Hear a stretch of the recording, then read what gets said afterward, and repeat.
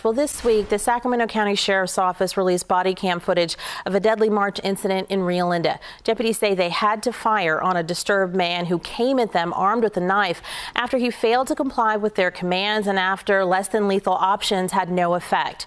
Chris Gilmore's family says that is not the whole story. Bobby Gilmore, Chris's sister, with me now live, along with Gilmore family attorney James DeSimone. Good morning to you both. Good morning. Good morning. Thank you for being here.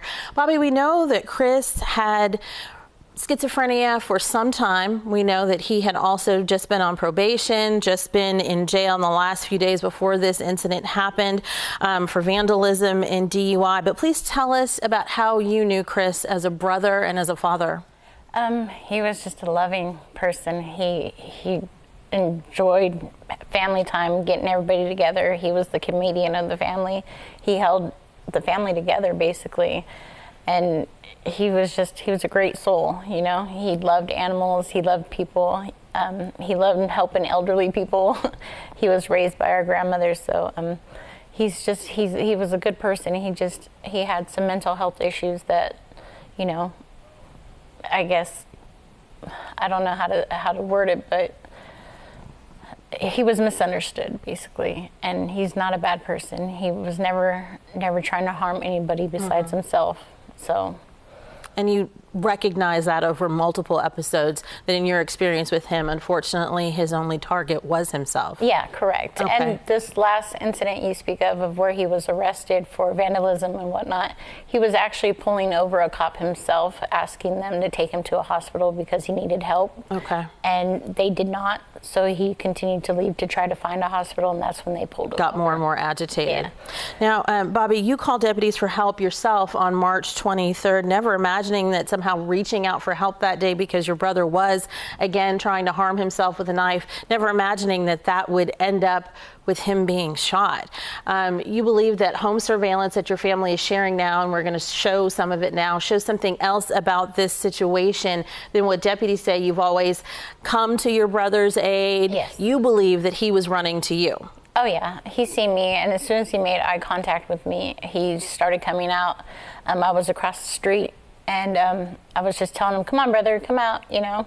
And he always knew he can come to me, you know, and I would protect him. You were his safe place. I'm his safe space, yes. I would always protect him no matter what. And I knew as soon as he seen me that he would come out, and I think he was so lethargic from all the blood he had lost that he probably didn't even realize he had anything in his hand.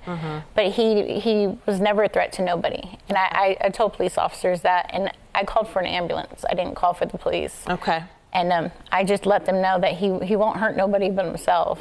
So. Deputies maintain that he, you know, was talking about committing suicide by cop, and that that's what they were up against that day. Mr. Simone, let's bring you in. You're an attorney, so a lot of people are going to hear that and think that there's been a lawsuit already filed in this case. Has that happened yet? We've not filed a lawsuit yet, but we intend to file a lawsuit. Everything we see is consistent with a man who is no imminent threat to these officers. And under California law, he has to be a direct threat to harm someone. And at the time when he was shot, he wasn't threatening anyone. He hadn't threatened anyone that day except for himself. So we believe this is a wrongful death, and we intend to get justice for this family. You're a civil rights attorney focusing on those issues. What of Chris's civil rights do you feel were violated here? We all have the Fourth Amendment right to be protected from unreasonable searches and seizures. So when someone is killed in connection with a seizure, that violates their Fourth Amendment right. And it violates the family's 14th Amendment right to due process and the love and companionship, and especially those children, his 4 children. I've seen the letters he's written, especially to his daughter Natalie. They're heartwarming and heartbreaking at the same time, because you have a father who clearly loved his daughter, clearly was concerned for her well-being, and she will be without a father for the rest of her life. Bobby, obviously very affected right now, very sad about all of this. If you're able right now, what do you want to come out of this situation, law enforcement wise, and then also for our mental health system? Your family has struggled with this for a long time. Yeah, I want change. I want the way the police officers handled the situation. I want there to be some kind of training for all officers who become police officers, you know, to have that training to how to deal with it, you know, how to deal with people who have mental health challenges, because it's a big crisis, you know, and a lot of tragedies happen because they're not trained right.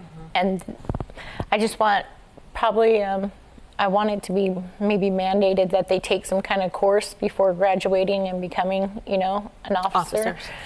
So that's my big goal.